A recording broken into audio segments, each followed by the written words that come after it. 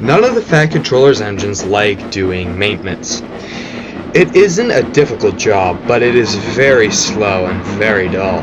The Fat Controller recognizes this, and whenever he can, he leases Fergus from the cement works to help the maintenance crews. The mainline engines couldn't understand Fergus's lack of objections to such menial tasks. There's no helping it. One of us is just gonna have to go over there and ask him.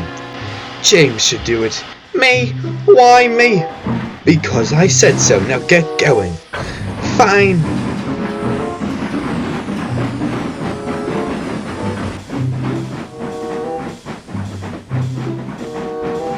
James pulled up next to Fergus, putting up some new lights.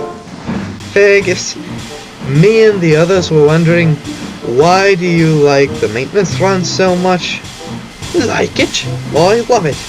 It's a jolly good time, especially welding the tracks with all those sparks. What fun! And when we cut down trees, what a sight!